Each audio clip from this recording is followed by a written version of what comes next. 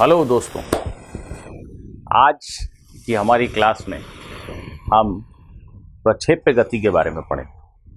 Motion in to dimension, द्विविमीय गति। प्रक्षेप्य गति अर्थात इसको अंग्रेजी में प्रोजेक्टाइल मोशन कहते हैं। पृथ्वी की सतह से किसी भी कण को आपने हवा में फेंका, वो एक प्रोजेक्टाइल है, वो एक प्रक्षेप्य है। और प्रक्षेप्य गति के एक बहुत ही विशिष्ट केस का एनालिसिस हम लोग पिछले 2 क्लासेस में कर चुके हैं। एक कण को सीधा ऊपर फेंका या छोड़ दिया, नीचे की तरफ फेंक दिया, एक सरल रेखा पर ऊर्ध्व के अलोंग कण की गति, यह भी एक प्रक्षेप्य गति थी। प्रक्षेप्य अर्थात कोई भी कण जो पृथ्वी के समीप आपने फेंका है हवा। तो द्विविमीय गति अर्थात कण सरल रेखा में नहीं, किसी एक तल में गतिशील है। ऐसी गति के बारे में हम आज पढ़ेंगे। यहाँ आपको मेरी बात ठीक ठीक समझ में आए, इसके लिए सबसे पहले आप इस परिस्थिति के बारे में सोचिए। यदि एक कण एक्स अक्ष की दिशा में गतिशील, तो हम कहते हैं इसके पास वेग का एक एक्स घटक है, मान लो 5 मीटर प्रति सेकंड, अर्थात ये प्रति सेकंड एक्स अक्ष पर चलता हुआ 5 मीटर आगे बढ़ जाता है। एक अन्य कण या इसी कण के बारे में सोचो, इस कण को आपने एक दूसरे प्रयोग में वाई अक्ष के अनुदिश वेग दिया, बी वाई 4 मीटर प्रति सेकंड। ठीक है, यह कण प्रति सेकंड वाई अक्ष की दिशा में 4 मीटर आगे बढ़ जाता है। यदि एक कण को आपने सिर्फ एक्स अक्ष की दिशा में गति दी, वेग का सिर्फ एक्स घटक दिया, सिर्फ इधर वेग दिया, तो वो एक्स अक्ष की दिशा में गति करेगा, वाई अक्ष की दिशा में क्यों चलेगा? ये कण कभी भी यहाँ से चलकर यहाँ नहीं पहुँच सकता, वो यहाँ ही पहुँचेगा। ठीक उसी प्रकार ये कण इस वाई अक्ष के ऊपर ही रहेगा, वो यहाँ नहीं दिखाई देगा, यहाँ नहीं दिखाई देगा। वाई घटक जो है वेग का, वो सिर्फ कण को वाई अक्ष की दिशा में ही विस्थापित कर सकता है, और जो एक्स घटक है वो कण को सिर्फ एक्स अक्ष की दिशा में ही विस्थापित कर सकता है। अब कल्पना करो कि हमने एक प्रयोग में एक कण को ये दोनों वेग एक साथ दे दिए, ये दोनों वेग एक साथ दे दिए, अर्थात यह एक तल है, जैसे कि मेरे बोर्ड का तल या आपके कमरे का फर्श, अपने कमरे का फर्श मान लो इसे एक्स वाई तल, कमरे के दीवार के अनुदिश एक एक्स अक्ष है, उसके लंबवत दीवार के अनुदिश वाई अक्ष है, ऐसा सोचो। और एक कण को आपने कल्पना करो कि एक्स अक्ष और वाई अक्ष दोनों दिशाओं में वेग दिया। आपने एक कण को एक्स अक्ष की दिशा में भी एक वेग दिया और वाई अक्ष की दिशा में भी एक वेग दिया। जैसे एक्स अक्ष की दिशा में 5 मीटर प्रति सेकंड, वाई अक्ष की दिशा में 4 मीटर प्रति सेकंड, ऐसा मान लो कण को मूल बिंदु से प्रक्षेपित किया, फेंका। प्रक्षेपित करना माने फेंकना। 1 सेकंड के पश्चात इस वेग की वजह से, इस वेग का प्रभाव यह होगा कि कण एक्स अक्ष की दिशा में 5 मीटर आगे बढ़ जाएगा। इस वेग की वजह से वो एक्स अक्ष की दिशा में 5 मीटर आगे पाया जाएगा, परंतु उसके पास यह वेग भी है, और इस वेग का प्रभाव ऐसा है कि कण वाई अक्ष की दिशा में 4 मीटर विस्थापित होगा। तो 1 सेकंड के पश्चात ये कण कहाँ होगा? वो एक्स अक्ष की दिशा में 5 मीटर, वाई अक्ष की दिशा में 4 मीटर विस्थापित हुआ, तो यह कण 1 सेकंड के बाद यहाँ पाया जाएगा। जी हाँ, ये कण की स्थिति होगी। वो एक्स अक्ष की दिशा में 5 मीटर और वाई अक्ष की दिशा में 4 मीटर विस्थापित होकर यहाँ पहुँच गया, जिसके निर्देशांक 5,4। तो दोनों वेग के जो 2 घटक हैं, एक्स अक्ष की दिशा में और वाई अक्ष की दिशा में, इन दोनों का प्रभाव एक दूसरे से स्वतंत्र है, अर्थात इस वेग की वजह से कण का वाई अक्ष में कोई विस्थापन नहीं होने वाला। इस वेग के घटक की वजह से कण सिर्फ एक्स अक्ष की दिशा में गति करेगा। वेग के इस घटक की वजह से एक्स अक्ष की दिशा में कोई विस्थापन नहीं हो सकता, उसकी वजह से कण सिर्फ और सिर्फ वाई अक्ष की दिशा में ही गति करेगा।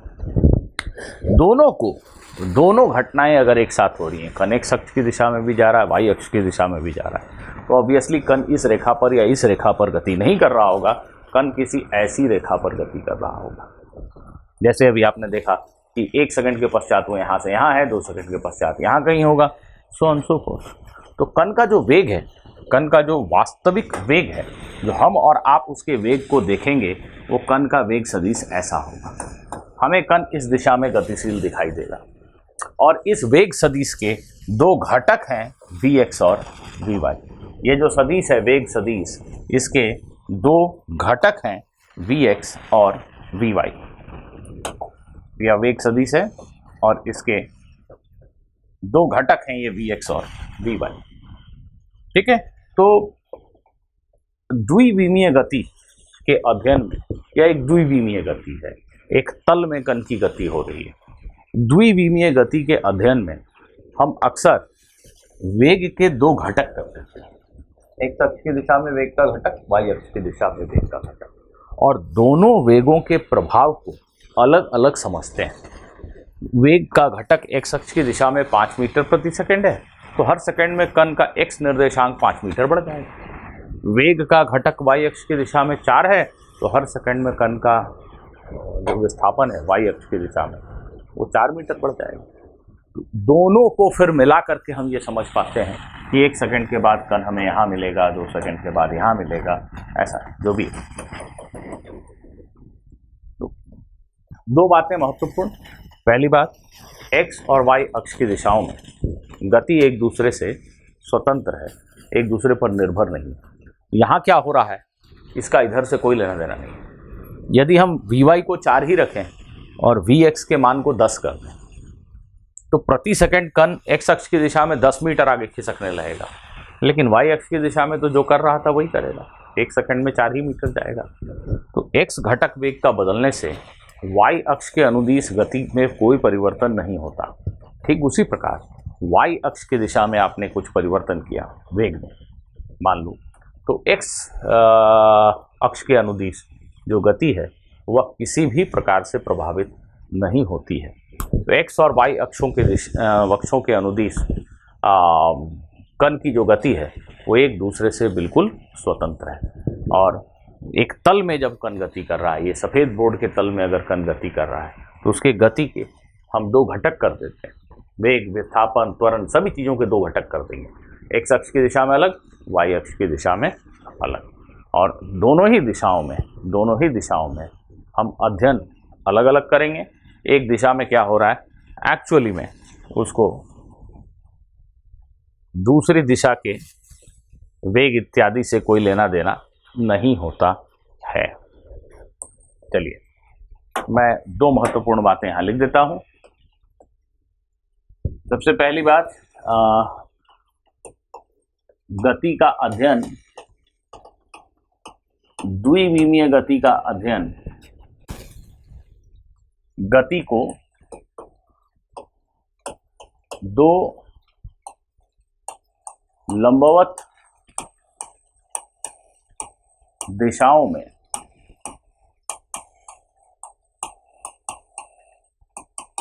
विभक्त करके किया जाता है।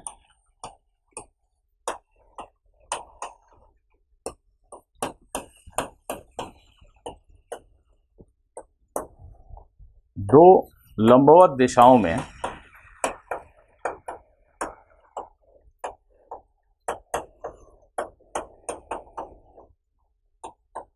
गति एक दूसरे से स्वतंत्र होती, एक दूसरे पर निर्भर नहीं करती। यही दो मूल भौतिकी के सिद्धांत हैं जिनका उपयोग करके हम किसी भी द्विविमीय गति का अध्ययन करते हैं।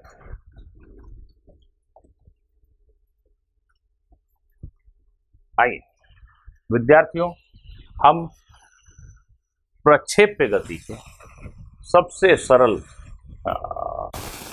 केस के बारे में सबसे पहले पढ़ते हैं।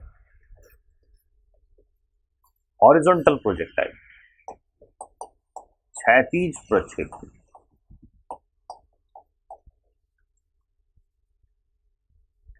क्षैतिज प्रक्षेप्य, कल्पना कीजिए कि आप एक h ऊंचाई पर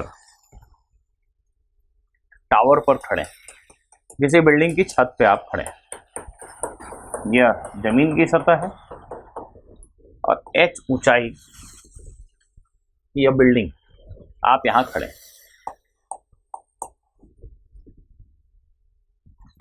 आपने एक गेंद को क्षैतिज दिशा में u वेग देकर प्रक्षेपित किया। आपने एक गेंद को क्षैतिज दिशा में u वेग देकर प्रक्षेपित किया। आप यहाँ ऊंचाई पे खड़े हैं, आपने एक गेंद को क्षैतिज दिशा में एक वेग प्रदान करके छोड़ दिया। जैसा दैनिक व्यवहारिक जीवन में हम सभी देखते हैं, आपके हाथ में अभी कोई चीज़ हो तो उसे ऐसा फेंक के देखिए, पेन का जो कैप है, ढक्कन है, उसे ऐसा फेंक के देखिए। वह वस्तु जिसे आप फेंकते हैं, वह पिंड कुछ ऐसा वक्र पथ पे गति करता हुआ जमीन से टकरा जाता है। आपने इधर फेंका, ये ऐसा चलता हुआ जमीन से टकरा जाता है। अभी फेंक के देखिए, वह ऐसा कोई पथ लेता हुआ जमीन से जाके टकरा जाता है। वो सरल रेखीय गति नहीं करता है।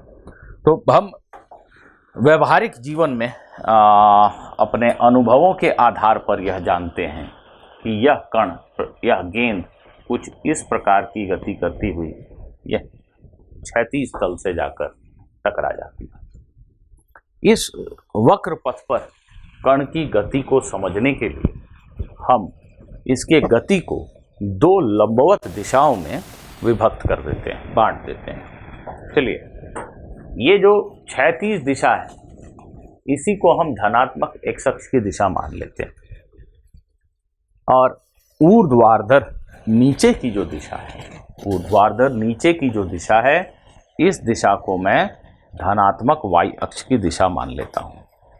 यह जो प्रक्षेपण बिंदु है, जिस बिंदु से कण को फेंका गया, उस बिंदु को हम प्रक्षेपण बिंदु कहते हैं। वह प्रक्षेपण बिंदु O, उसे ही हम अपने निर्देश तंत्र का मूल बिंदु मान लेते हैं। जहां से आपने गेंद को फेंका उसे मूल बिंदु मानेंगे, क्षैतिज दिशा को x अक्ष मान लेते हैं और ऊर्ध्व दिशा को y अक्ष मान लेते हैं। ऊर्ध्व नीचे की दिशा को धनात्मक y अक्ष मान लेते हैं।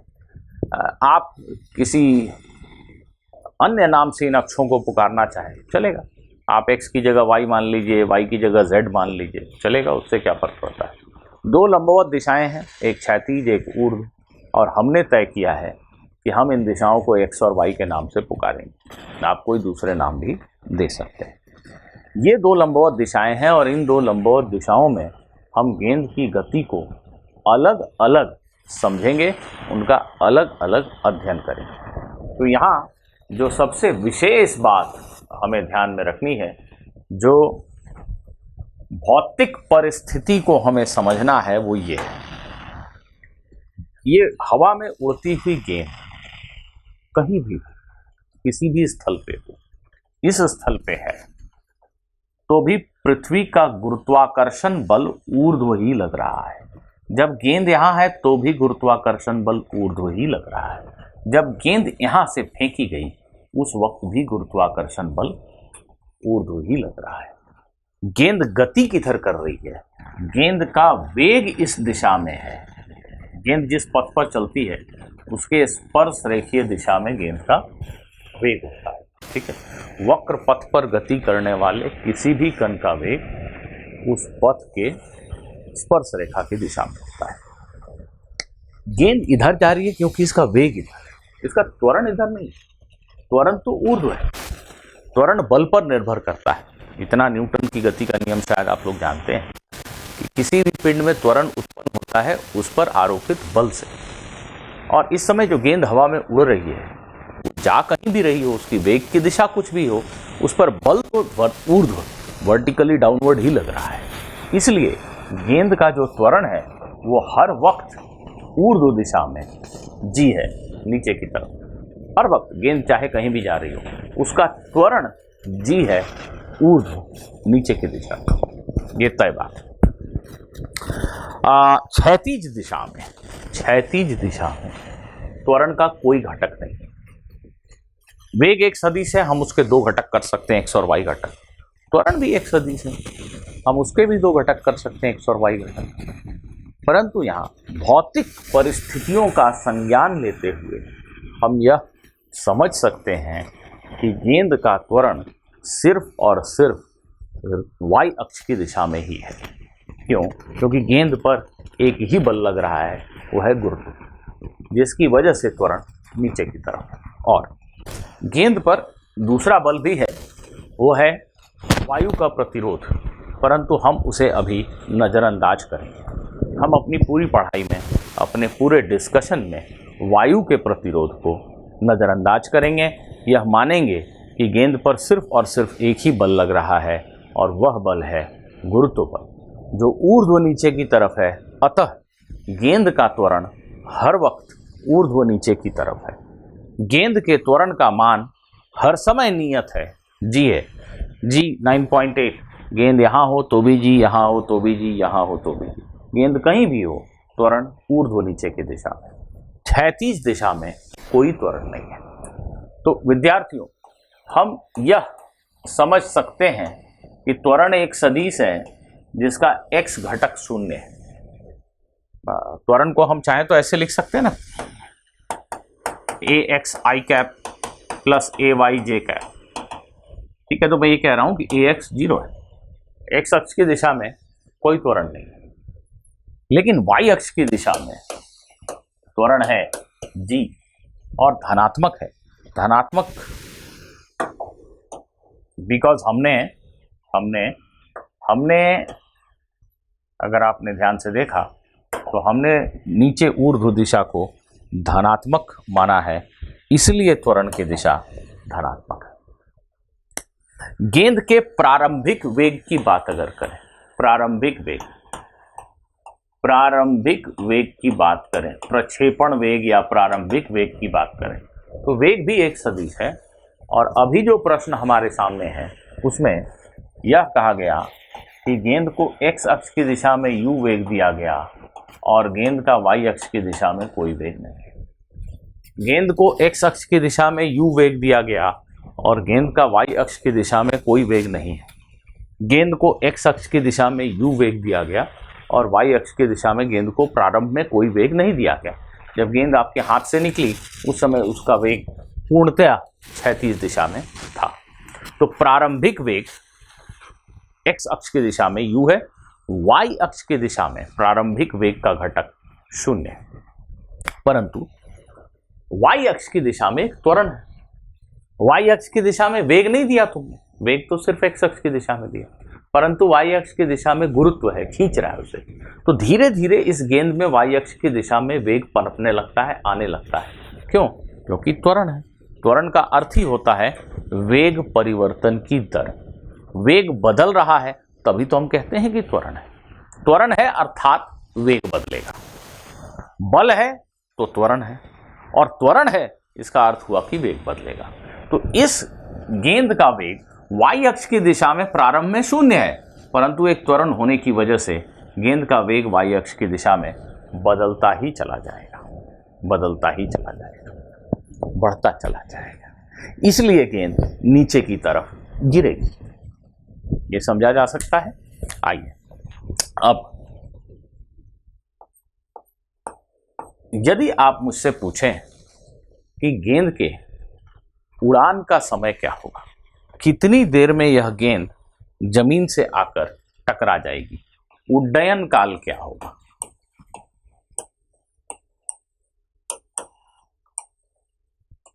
गेंद कितनी देर में जमीन से टकरा जाएगी, हम यदि ऐसा बोलते रहेंगे तो प्रश्न हल नहीं होगा। हमें कहना होगा कि कितनी देर में, कितने समय में गेंद का y निर्देशांक h हो जाएगा। ध्यान से देखिए, गेंद यहां पहुंची तो अभी जमीन से बहुत ऊपर है, गेंद यहां पहुंची अभी जमीन से बहुत ऊपर है। गेंद जब यहां पहुंची अर्थात y अक्ष की दिशा में उसका विस्थापन h हुआ। अगर गेंद यहां पहुंच गई, उसका y निर्देशांक ये h है, x निर्देशांक कुछ भी हो पर y निर्देशांक तो h है। तो भौतिकी की भाषा में हम यह कहेंगे कि उड्डयन काल का अर्थ है वह समय अंतराल जिसके दौरान गेंद का विस्थापन y अक्ष की दिशा में h के बराबर होगा। जब गेंद का विस्थापन y अक्ष की दिशा में h के बराबर हुआ अर्थात गेंद जाकर जमीन से टकरा गई, है कि नहीं? यदि यह जमीन और नीचे होती तो इतना विस्थापन होने से अभी नहीं टकराती गेंद, अभी और नीचे जाने पे टकराती। तो गेंद जमीन से टकरा गई, इसको भौतिकी की भाषा में कहेंगे गेंद का y अक्ष की दिशा में विस्थापन h हो गया। x अक्ष की दिशा में विस्थापन कुछ भी हुआ उससे क्या फर्क पड़ता है।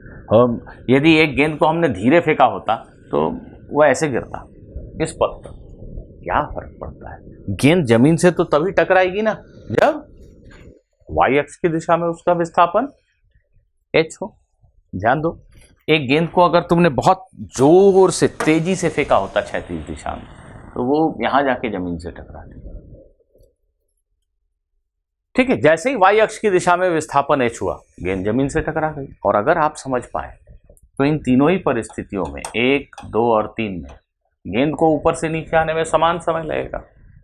अगर आप और धीरे फेंकेंगे गेंद को, बहुत धीरे कम वेग देकर फेंकेंगे तो वो ऐसे पथ पर चल के जमीन पे आ जाएगा। चारों परिस्थितियों में गेंद को एक ही समय लगेगा, बराबर समय लगेगा नीचे पहुंचने में। इनफैक्ट सच्चाई यह है कि यदि आप इस गेंद को वेग न दें, छोड़ दें, जस्ट यहाँ से छोड़ दें, ऐसे कि छोड़ दिया जा, ये सीधा नीचे जमीन पे गिरा, यहाँ छोड़ा, ये सीधा नीचे जमीन पे गिरा। इस गेंद को भी नीचे आने में उतना ही समय लगेगा जितना कि इसको लगेगा, इसको लगेगा, इसको लगेगा या इसको लगेगा।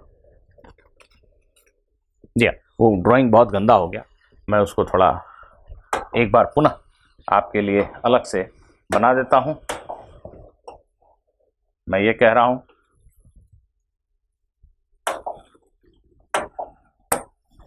ये x अक्ष की दिशा, ये y अक्ष की धनात्मक दिशा, यह आपका ग्राउंड है, ये आपका टावर है। मैं ये कह रहा हूं यदि आप एक गेंद को बहुत जोर से इधर फेंकोगे, ज्यादा वेग देकर फेंकोगे तो ये ऐसी गति करता हुआ जमीन से टकराएगा। दूसरा गेंद लिया, उसको भी क्षैतिज फेंका पर थोड़ा कम वेग से फेंका, थोड़ा कम वेग से फेंका, यह गेंद ऐसी गति करता हुआ यहाँ जमीन से टकराएगा। तीसरा गेंद लिया, उसको थोड़े और कम वेग से फेंका, यह गेंद ऐसी गति करता हुआ यहाँ जमीन से टकराएगा। एक चौथा गेंद लिया, उसको और भी छोटे वेग से फेंका, वो ऐसी गति करता हुआ यहाँ टकराएगा। एक पांचवा गेंद लिया जिसको चुपचाप छोड़ दिया, कोई क्षैतिज वेग नहीं दिया, ये गेंद सीधा नीचे गिरेगा और यहाँ जमीन से टकराएगा। मैं ये कहना चाह रहा हूँ कि 1, 2, 3, 4 और 5 इन पांचों गेंदों के उड़ान का समय बिल्कुल समान होगा, बिल्कुल एक बराबर होगा।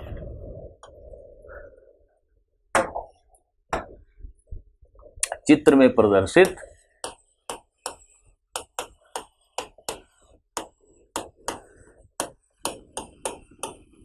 सभी गेंदों को क्षैतिज दिशा में प्रक्षेपित किया गया है।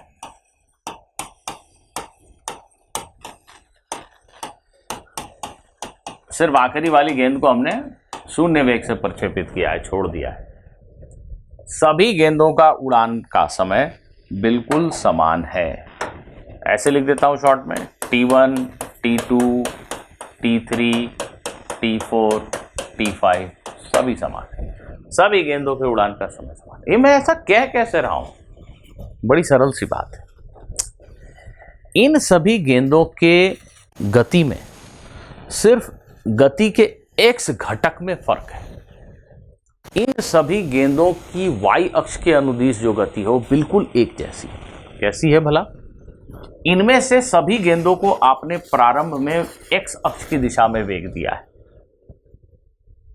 ux दिया है, uy तो किसी को दिया ही नहीं। y अक्ष की दिशा में किसी गेंद को वेग नहीं दिया। x अक्ष की दिशा में एक गेंद को 10 मीटर प्रति सेकंड की वेग दी, दूसरे को 8, तीसरे को 5, चौथे को 2 और पांचवें को ऐसे ही छोड़ दिया 0। तो इन सभी गेंदों के प्रारंभिक वेग के x घटक में फर्क है। इसका x घटक 0, इसका वेग का x घटक 2, इसके वेग का x घटक 4, इसके वेग का x घटक 8, इसके वेग का x घटक 10, ऐसा कुछ। ux के मान में, u के मान में फर्क है। uy तो सबका 0 है। और y अक्ष के अनुदिश गेंद की गति नियत त्वरण वाली गति है। y अक्ष की दिशा में इन सभी गेंदों का त्वरण समान है। कितना? ऊर्ध्व नीचे की दिशा में जी। तो इस पांचवें गेंद को जैसे हमने यहां से मुक्त किया, इसका uy 0 है और यह गेंद g त्वरण से नीचे गिर रहा है और ये जमीन से टकरा गया। जिस प्रकार ये सीधा नीचे गिरता है, ऐसी ही गति y अक्ष के अनुदिश गेंद संख्या 4, 3, 2 और 1 की भी होगी। एक ही फर्क है, एक ही फर्क है। ये साहब तो सीधे नीचे गिर गए, पर इनके पास एक क्षैतिज वेग भी था, तो ये x अक्ष की दिशा में भी विस्थापित होते चले। जैसे मान लो इस गेंद को तुमने यहां से छोड़ा, मान लो 1 सेकंड के पश्चात ये गेंद यहाँ है, जिसको एक छोटा वेग दिया था क्षैतिज दिशा में, ये वाली गेंद, ये भी इसी ऊंचाई पे यहाँ है। यह और यह दोनों y अक्ष की दिशा में 1 सेकंड में समान दूरी तय करेंगे। तीसरी गेंद जो है ये भी 1 सेकंड के बाद इसी ऊंचाई पे होगी। चौथी गेंद जो है वो भी 1 सेकंड के बाद इसी ऊंचाई पे होगी। पांचवी भी इसी ऊंचाई पे होगी। सब के सभी गेंद अगर एक साथ फेंके गए तो 1 सेकंड के पश्चात सब के सब इसी ऊंचाई पे होंगे। हाँ, फर्क क्या रहा? इसमें कोई क्षैतिज विस्थापन नहीं था, क्षैतिज वेग था ही। इसके पास एक छोटा क्षैतिज वेग था, तो 1 सेकंड में ये, जैसे मान लो 2 मीटर प्रति सेकंड का वेग था क्षैतिज, तो ये 1 सेकंड में 2 मीटर आगे बढ़ गया। इसके पास अगर 4 मीटर प्रति सेकंड का वेग था तो 1 सेकंड में 4 मीटर आगे बढ़ गया। इसके पास यदि 10 मीटर प्रति सेकंड का वेग था तो इसी 1 सेकंड के दौरान ये 10 मीटर आगे बढ़ गया। तो इन कणों की गति में क्या फर्क है? एक ही मौलिक फर्क है, इनके x अक्ष की दिशा में जो विस्थापन हो रहा है वो अलग अलग है, क्योंकि x अक्ष की दिशा में इनके वेग अलग अलग है, परंतु y अक्ष की दिशा में इन सभी कणों की गति एकदम एक समान है। सभी का प्रारंभिक वेग y अक्ष की दिशा में 0 है, सभी का त्वरण y अक्ष की दिशा में g है। तो फिर इनकी y अक्ष की दिशा की गति में फर्क क्यों होगा? सभी के y अक्ष की दिशाओं में गति समान है। तो ध्यान दीजिए, जब भी ऐसे प्रक्षेप्य का उड़ान का समय लिखना हो, आप तो इस इग्नोर कीजिए, इस प्रक्षेप्य गति को भूल जाइए कि ये वक्र पथ पर चल रहा है।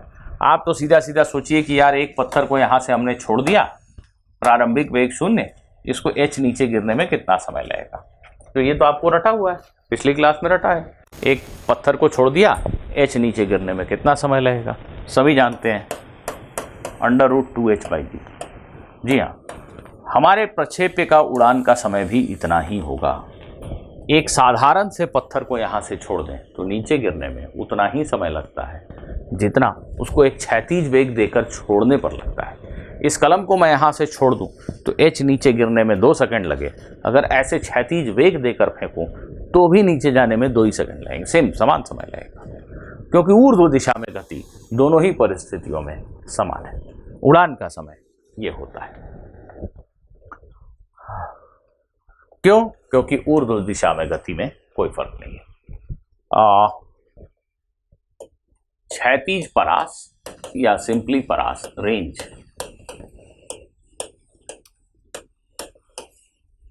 देखिए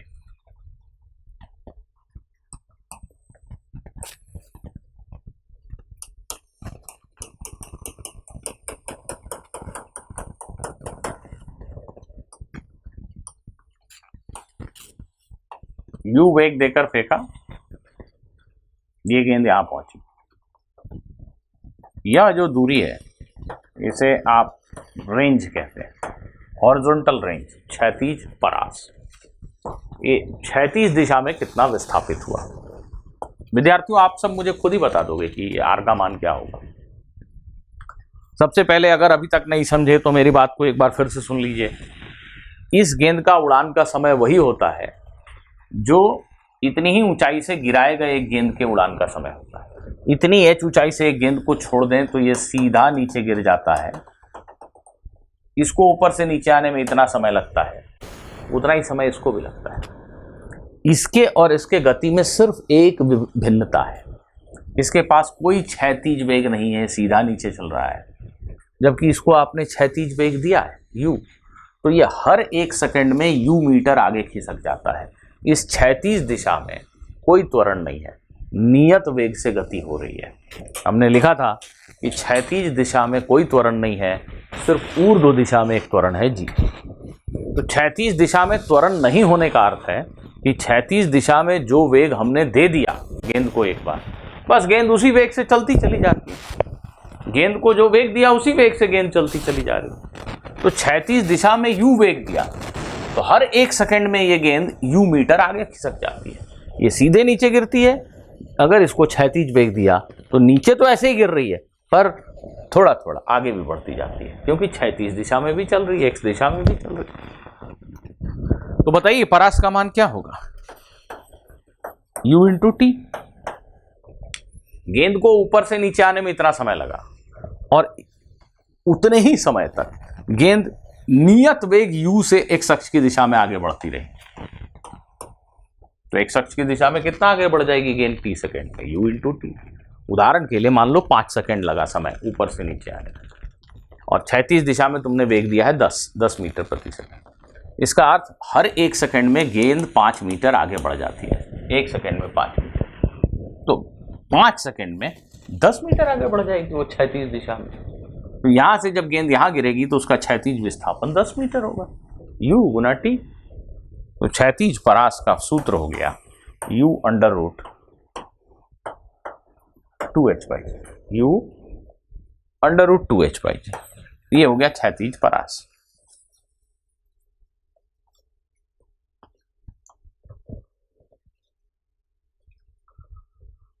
देखिए यदि आपसे कोई पूछे ऐसा प्रश्न, एक प्रश्न ही पूछ लेता हूं पहले आपसे, अगर आप मेरी बात को समझ गए। कल्पना करो कि बाढ़ आई हुई है, कहीं फ्लड, बाढ़ आई हुई है और यहां लोग राहत के लिए चीख रहे हैं। यहाँ बहुत सारे घर हैं और इन घर के छतों पे लोग खड़े हैं, वो खाने के लिए भूखे हैं, उनको खाना चाहिए। चारों तरफ पानी पानी भरा हुआ है। ये एक हेलीकॉप्टर राहत सामग्री अर्थात खाने का सामान लेकर इस जगह पर आता है। हेलीकॉप्टर के पायलट को दिखा कि यहाँ कुछ लोग छत पे खड़े हैं, उन्हें खाने का सामान दिया जाए। तो कल्पना करो बहुत सारे लोग फंसे हैं, हेलीकॉप्टर का पायलट जल्दबाजी में है। यह हेलीकॉप्टर क्षैतिज वेग u से उड़ान भर रहा है, इसकी ऊंचाई अभी h है, u का मान 50 मीटर प्रति सेकंड मान लो और ऊंचाई h का मान 200 मीटर मान लो। ये हेलीकॉप्टर जमीन से 200 मीटर की ऊंचाई पे है और 50 मीटर प्रति सेकंड के क्षैतिज वेग से गतिशील है। हेलीकॉप्टर का पायलट समझदार है, उसने भौतिकी पढ़ी है, उसने फूड का पैकेट, खाने का पैकेट यहां से छोड़ा, जस्ट छोड़ दिया, हाथ बाहर निकाला, छोड़ दिया, और उसने खाने का ये पैकेट जो छोड़ा वो यहां से x दूरी पहले छोड़ा। यहां लोग चिल्ला रहे हैं खाने के लिए, उसने खाने का पैकेट यहां पहुंचकर नहीं छोड़ा, यहां आकर नहीं छोड़ा, इससे काफी पहले ही छोड़ दिया खाने के पैकेट को। क्या आपको लगता है कि हेलीकॉप्टर के पायलट ने सही काम किया? क्या ये खाने का पैकेट यहाँ पानी में गिर के व्यर्थ चला जाएगा, खराब हो जाएगा, या इन लोगों को मिलने की कोई गुंजाइश है? क्या लगता है आपको, पायलट ने गलत किया? नहीं। शायद पिछली क्लास में हम ऐसे किसी प्रश्न के ऊपर या उसके पिछले क्लास में चर्चा कर रहे थे। एक बलून में बैठा आदमी ऊपर जा रहा है और उसने एक गेंद को बलून से छोड़ा, तो गेंद छूटते ही गेंद का वेग शून्य नहीं होता, गेंद का वेग वही होता है जो बलून का वेग होता है। तो हेलीकॉप्टर में बैठा आदमी 50 मीटर प्रति सेकंड की चाल से चल रहा है, उसके हाथ में जो खाने का थैला है उसकी गति भी, उसका वेग भी 50 मीटर प्रति सेकंड है क्षैतिज दिशा में। छोड़ने से उसका वेग शून्य नहीं हो गया, उसका वेग 50 मीटर प्रति सेकंड ही है। जड़त्व है, उस खाने के पैकेट में जड़त्व का गुण है, किसी भी द्रव्यमान में जड़त्व का गुण है। उसे आपने छोड़ा तो छोड़ते ही उसका वेग शून्य नहीं हो जाएगा, वो चीज अभी भी क्षैतिज दिशा में उसी वेग से चलती रहेगी। तो तात्पर्य यह हुआ कि मोटा मोटी आप इस प्रश्न को ऐसा सोच सकते हैं कि जमीन से 200 मीटर की ऊंचाई से इस खाने के पैकेट को 50 मीटर प्रति सेकंड के क्षैतिज वेग से फेंका गया।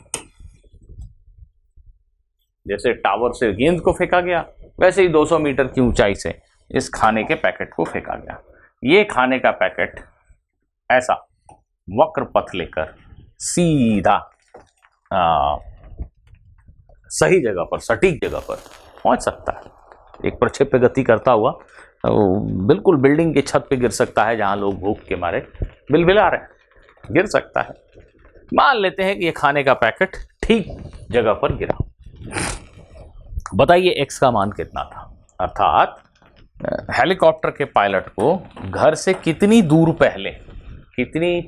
पहले खाने का पैकेट छोड़ देना चाहिए जिससे खाने का पैकेट घर तक ठीक ठीक पहुंच जाए। एक्स के मान की गणना कीजिए। वीडियो को रोक दीजिए, खुद से प्रश्न का हल निकालिए।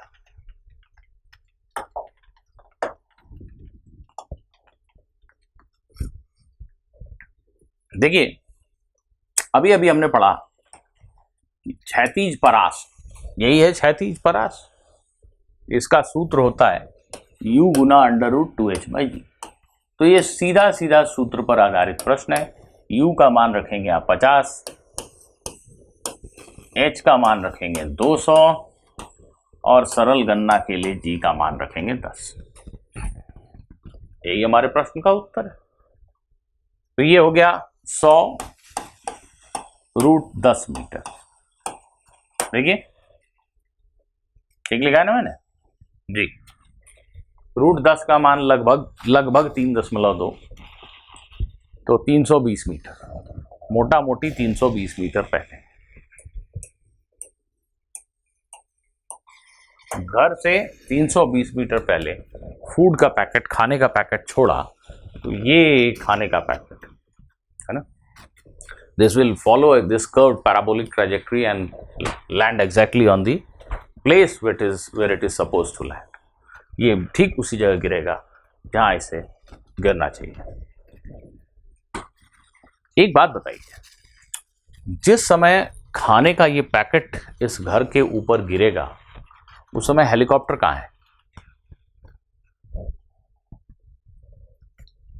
जिस वक्त खाने का ये पैकेट यहां गिरा, ठीक इस वक्त हेलीकॉप्टर कहां है? ठीक इस वक्त ये हेलीकॉप्टर ठीक छत के ऊपर है। जी हाँ, ये हेलीकॉप्टर ठीक यहां पे, ठीक यहां पे, बिल्कुल यहां पे, ठीक इस पैकेट के ऊपर। क्यों? क्योंकि हेलीकॉप्टर और खाने के पैकेट दोनों की क्षैतिज गति बिल्कुल समान है। सोच के देख, ये हेलीकॉप्टर 50 मीटर प्रति सेकंड के नियत वेग से चल रहा है, वो हर सेकंड में 50 मीटर आगे जाएगा।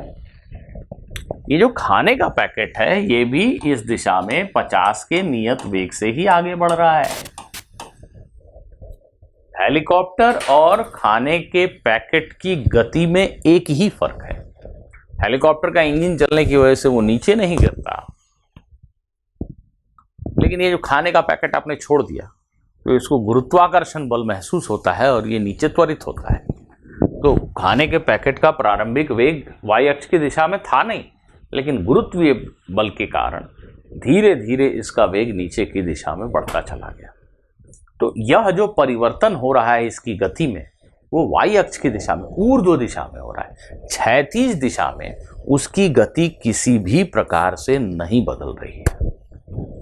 जितने समय में यह खाने का पैकेट 320 मीटर दूर गिरा, उतने समय में यह हेलीकॉप्टर भी 320 मीटर चला। हाँ जी, क्यों? दोनों की क्षैतिज गति तो एक समान है ना भाई, समझे? आशा करता हूं जरूर समझे।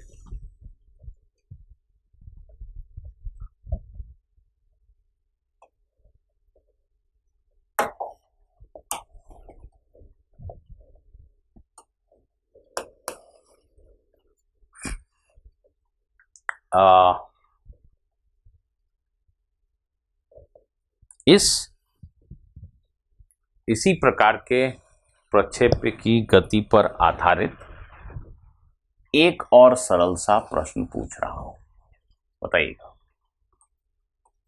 ये काफी ऊंचा एक टावर है,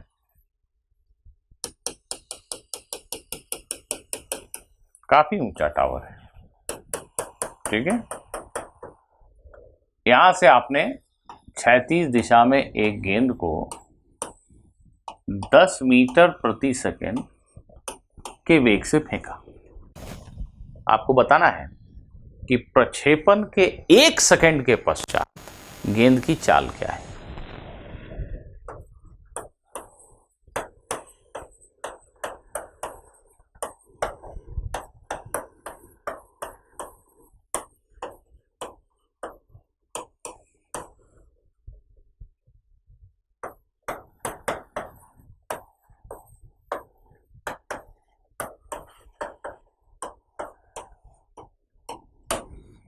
जी, प्रक्षेपण के 1 सेकंड के बाद गेंद की चाल आपको बतानी है। चाल बतानी है, प्रश्न की भाषा पे विशेष तौर पे गौर किया जाए। आपको गेंद की चाल बतानी है। कण को आपने काफ़ी ऊंचाई वाले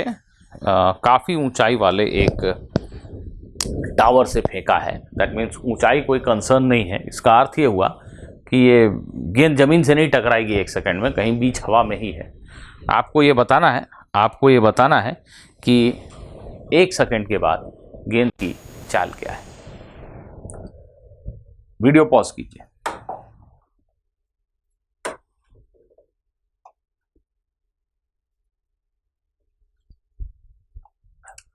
यह कण एक ऐसा वक्र पथ लेकर गति कर रहा है, वक्र पथ के ऊपर गतिशील है। 1 सेकंड के पश्चात मान लेते हैं कि वो यहां कहीं है। इसके वेग की दिशा पथ के स्पर्श रेखा की दिशा में होती है, ऐसी कहीं वेग सदिश की दिशा है, ठीक है। इस वेग के 2 घटक हैं, Vx और Vy। यह सदिशों का वियोजन है, कुछ भी नया नहीं है इसमें। यह एक सदिश है और सदिश के 2 घटक, वेग सदिश के 2 घटक Vx और Vy। सदिश वेग सदिश के 2 घटक, यह वेग सदिश है और ये इसके क्षैतिज और ऊर्ध्व घटक, 2 टुकड़े। हम सीधा सीधा वेग प्राप्त करने की जिद नहीं करेंगे। हम करेंगे क्या कि हम वेग के x और y घटक अलग अलग प्राप्त करेंगे, क्योंकि ये द्विविमीय गति के अध्ययन का मूल मंत्र ही यह है कि हमें x और y अक्ष की दिशाओं में गति को एक दूसरे से स्वतंत्र मानते हुए दोनों दिशाओं में अलग अलग अध्ययन करना चाहिए। तो हम सबसे पहले ये सोचते हैं, गेंद को फेंका, 1 सेकंड के बाद गेंद यहां है मान लो, वेग का x घटक क्या होगा? वेग का x घटक क्या होगा? आंसर है 10। x अक्ष की दिशा में, x अक्ष मतलब क्षैतिज दिशा को हम x कह रहे हैं। क्षैतिज दिशा में गेंद के वेग में कोई परिवर्तन नहीं होता है, क्षैतिज दिशा में कोई त्वरण नहीं है, नियत वेग से गति हो रही है। तो ये जो आपने प्रारंभिक वेग 10 दिया है, ये 10 नियत रहेगा। क्षैतिज दिशा में गेंद का वेग क्या है? उत्तर है 10। ये हमेशा ux के इक्वल है। ध्यान देना, प्रक्षेप्य गति में क्षैतिज दिशा में वेग कभी नहीं बदलता। प्रक्षेप्य गति में क्षैतिज दिशा में वेग नियत रहता है। जो प्रारंभिक वेग आपने क्षैतिज दिशा में दिया वही वेग है हर वक्त क्षैतिज दिशा में, नहीं बदलता। तो 10 ही है। Vy, बेटा Vy क्या होगा? तो y अक्ष के दिशा में, y अक्ष की दिशा में नियत त्वरण से गति है। Ay का मान g है। जो प्रारंभिक वेग तुमने दिया था वो x अक्ष की दिशा में दिया था, y अक्ष की दिशा में तो कोई वेग दिया नहीं, तो प्रारंभिक वेग का y घटक 0 है। y दिशा में त्वरण g है, तो 1 सेकंड के पश्चात वेग क्या होगा? देखो, कंफ्यूज मत हो, इस बात को समझो कि इस गेंद की गति जो हो रही है और एक गेंद को हम सीधा सीधा यहां से छोड़ दें, इतनी ऊंचाई से छोड़ दें, ये सीधा नीचे गिर रहा है भाई। इसके और इसके गति में सिर्फ एक ही फर्क है, इसके पास x दिशा में वेग है, इसके पास नहीं है, इसके अलावा कोई फर्क नहीं। इस गेंद को तुमने यहां से छोड़ दिया, 1 सेकंड के बाद इसका जो वेग होगा उतना ही वेग इस गेंद का भी है y दिशा में। 1 सेकंड के बाद ये गेंद जितना नीचे गिरी उतना ही नीचे ये भी गिरी है 1 सेकंड। 1 सेकंड के बाद इस सीधे चलने वाली गेंद का जो वेग है नीचे की दिशा में, 1 सेकंड के बाद इस गेंद का वेग भी ऊर्ध्व दिशा में उतना ही है। अर्थात ऊर्ध्व दिशा में क्या है जानने के लिए आप इस वक्र पथ को देखो ही मत ना, आप तो ये सरल रेखीय गति दिमाग में लेके आओ। तो हम बिकॉज नियत त्वरण से गति है इसलिए v is equal to U plus A T इस समीकरण का इस्तेमाल करेंगे यदि मुझे जानना है 1 सेकंड, 2 सेकंड या 8 सेकंड के बाद गेंद का y अक्ष की दिशा में वेग क्या है। ये जो सबस्क्रिप्ट मैंने y लिखे हैं ये दर्शाने के लिए कि मैं वेग के y घटक के बारे में ही सिर्फ अभी चर्चा कर रहा हूं, उसी का मैं अध्ययन कर रहा हूं। x दिशा में क्या हो रहा है उसके बारे में सोच ही नहीं रहा हूं। तो y अक्ष की दिशा में वेग t समय के बाद क्या होगा? y अक्ष की दिशा में प्रारंभिक वेग 0, y अक्ष की दिशा में त्वरण g अर्थात 10 और 1 सेकंड के पश्चात पूछा गया है अर्थात 10। जी हाँ, x अक्ष की दिशा में जो वेग तुमने प्रारंभ में दे दिया वो हर समय नियत है। 1 सेकंड के बाद गेंद का वेग x अक्ष की दिशा में 10 है। y अक्ष की दिशा में गेंद का वेग बढ़ करके 0 से बढ़ करके 10 हो गया। तो जो वेग का परिमाण है उसी को तो चाल कहते हैं। पूछा गया है कि इस समय कण की चाल क्या है, 1 सेकंड के पश्चात कण की चाल क्या है। वेग एक सदिश है, इसके दोनों घटक प्राप्त कर लिए, तो vx और vy इसके दो घटक हैं सदिश के। वेग सदिश का परिमाण क्या होगा? √bx² plus vy²। अर्थात हमारे इस वर्तमान प्रश्न में 10√2। तो 1 सेकंड के पश्चात गेंद की चाल कितनी हो गई? 10√2 मीटर प्रति सेकंड। क्या आप बता सकते हैं अगर आपसे कोई पूछे कि 1 सेकंड के बाद गेंद के वेग की दिशा क्या है? गेंद का वेग क्षैतिज से क्या कोण बना रहा है? आपसे यह प्रश्न पूछ सकते हैं कि प्रक्षेपण के 1 सेकंड के पश्चात गेंद का वेग क्षैतिज से क्या कोण बना रहा है? लिख लीजिए प्रश्न। प्रक्षेपण के 1 सेकंड पश्चात गेंद का वेग क्षैतिज से कितना कोण बना रहा है? प्रक्षेपण के 1 सेकंड पश्चात गेंद का वेग क्षैतिज दिशा के साथ क्या कोण बना रहा है? अर्थात आपसे पूछा जा रहा है इस कोण का मान बताइए। 1 सेकंड के पश्चात वेग सदिश यह है, क्षैतिज दिशा के साथ यह क्या कोण बना रहा है? क्या उत्तर लिखेंगे आप? यहीं से उत्तर दे देंगे। tan थीटा का मान इसी चित्र को देख के बोलेंगे tan थीटा अर्थात यह लंबाई बटा यह लंबाई, V Y by V X, V Y by V X, वेग का y घटक वेग का x घटक। सदिशों में हम लोगों ने ऐसा पढ़ा था, वेग के y और x दोनों घटक इस वक्त 10 हैं। 1 सेकंड के पश्चात ये दोनों ही घटकों के मान 10 हैं, ये भी 10 है, ये भी 10 है, तो tan थीटा का मान 1 हो गया अर्थात थीटा 45 डिग्री। गेंद क्षैतिज दिशा में फेंकी गई, लेकिन प्रक्षेपण के 1 सेकंड के बाद इसका जो वेग है उसकी दिशा ऐसी है क्षैतिज से 45 डिग्री के कोण पे। तो गति की दिशा क्या है, वेग की दिशा क्या है, अगर ऐसा प्रश्न पूछें तो भी आपको ध्यान इस ओर जाना चाहिए कि हमें Vx निकालना है, Vy निकालना है और यह कोण थीटा प्राप्त करना है, tan theta Vy by Vx। चाल पूछा जाए तो Vx निकालना है, Vy निकालना है और वेग का परिमाण ज्ञात करना है अर्थात under root Vx square plus Vy square ज्ञात करना है।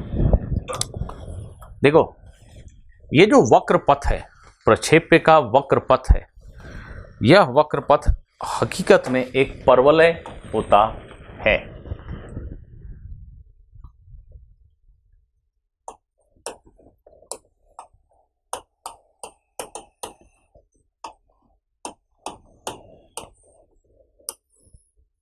पथ का समीकरण, विद्यार्थियों पथ का समीकरण का अर्थ होता है एक ऐसा समीकरण जिसकी मदद से मैं कण के पथ को चिन्हित कर सकूं।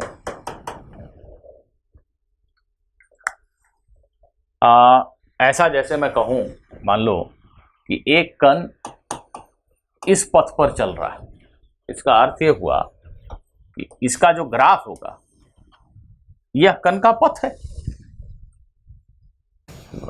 x शून्य जब है तो y शून्य है, x 1 है तो y 1 है, x 2 है तो y 4 है, अर्थात कण इस वाले वक्र के ऊपर गतिशील है, इसका यही अर्थ निकलेगा। तो पथ का समीकरण बताओ, इसको सरल भाषा में कह सकते हैं कि हमसे कहा जा रहा है कि कण के x और y निर्देशांकों में संबंध ढूंढो। तो सरलता के लिए हम पुनः इसे x अक्ष की दिशा और इसे y अक्ष की दिशा मान लेते हैं। प्रक्षेपण बिंदु को मूल बिंदु मान लेते हैं। गेंद को x अक्ष की दिशा में u वेग से प्रक्षेपित किया गया। गेंद कुछ ऐसे वक्र पथ पर चलता है, इस पथ का समीकरण ज्ञात करना है। यही प्रश्न है हमारे सामने। देखिए ऐसे ज्ञात करेंगे, t सेकंड के उपरांत प्रक्षेपण के t सेकंड के पश्चात, प्रक्षेपण के t सेकंड के पश्चात मान लेते हैं कि हमारी यह गेंद यहां कहीं पर है। समय t बीत चुका है और गेंद यहां पहुंच चुकी है। इसका x कोऑर्डिनेट x और y कोऑर्डिनेट y। गेंद मूल बिंदु यहां है, x निर्देशांक y निर्देशांक। अब मैं आपसे कहूं कि समय t पर गेंद का x निर्देशांक कितना है बताइए, क्या बोलेंगे आप? t सेकंड के पश्चात गेंद का x कोऑर्डिनेट कितना है? ये गेंद अगर यहां है तो इस दूरी की वैल्यू क्या है, मान क्या है बताइए? ut। गेंद नियत वेग से x अक्ष की दिशा में गति कर रही है, तो t सेकंड में कितना आगे बढ़ गई? u गुना t। y निर्देशांक का मान क्या है, अर्थात गेंद कितना नीचे गिर गई? आंसर है y दिशा में नियत त्वरण से गति है, इसलिए हम इस समीकरण का उपयोग करके उत्तर बताएंगे। y अक्ष की दिशा की गति का सिर्फ अध्ययन कर रहे हैं। y अक्ष की दिशा में प्रारंभिक वेग 0, y अक्ष की दिशा में त्वरण g। यह पहला समीकरण, यह दूसरा समीकरण। यह x निर्देशांक है t के फलन में, यह y निर्देशांक का मान है t के फलन में। दोनों समीकरणों में से t को हम एलिमिनेट कर देंगे, t को भगा देंगे। देखिए दोनों समीकरणों में से t को हम हटा दें। पहले समीकरण से t का मान, समीकरण 1 से t का मान x बटा u, t के इस मान को समीकरण 2 में रख दीजिए। समीकरण 2 से, पहले समीकरण से मैंने लिखा t बराबर x बाई यू, और t के इस मान को हम समीकरण 2 में प्रतिस्थापित करेंगे। Half g x by u whole square.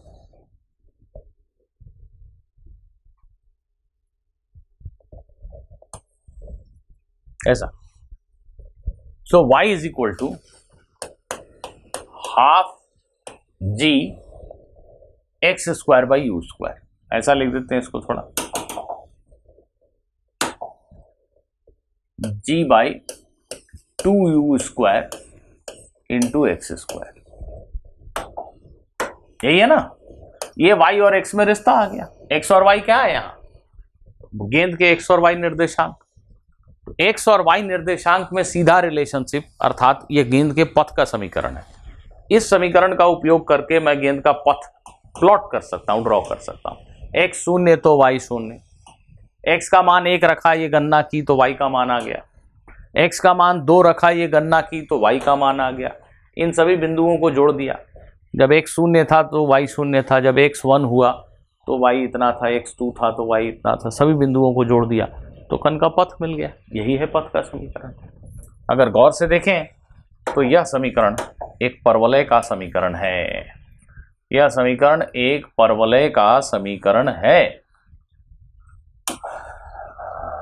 मुझे लगता है आप सभी को यह दिखाई देना चाहिए कि ये एक परवलय का समीकरण है, क्योंकि यह एक नियत राशि है। ये जो ब्रैकेट के अंदर राशि है, यह एक नियत राशि है।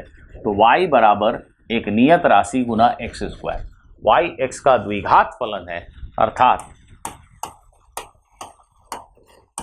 यह परवलय, पैराबोला है। तो प्रोजेक्टाइल मोशन में जब हम कण को ऐसा क्षैतिज दिशा में फेंकते हैं तो उसका पथ परवलय के आकार का होता है, पैराबोला होता है। उसके पथ का समीकरण यह होता है महत्वपूर्ण। उड़ान का जो समय होता है वो √h/2g होता है, और जो क्षैतिज परास होती है वो u गुना उड़ान के समय के बराबर होता है। इतनी बातें मोटा मोटी आज हम लोगों ने सीखी। अगली क्लास में हम थोड़े से डिफरेंट प्रकार के प्रक्षेप्य के बारे में पढ़ेंगे। जब भूमि पर, जमीन पर खड़े होकर किसी गेंद को आपने किसी भी दिशा में उछाला है तो जो उसका पथ है, उस पथ को भी हम समझेंगे कि वो परवलय होता है। वहाँ भी क्षैतिज परास, अधिकतम ऊंचाई, उड़ान का समय इत्यादि इन चीज़ों की गणना करेंगे, और इसके बाद इन दोनों को मिक्स करके हम खूब सारे प्रश्न करेंगे। तो मैं शशि भूषण तिवारी आप सभी से अगली क्लास तक विदाई लेता हूँ।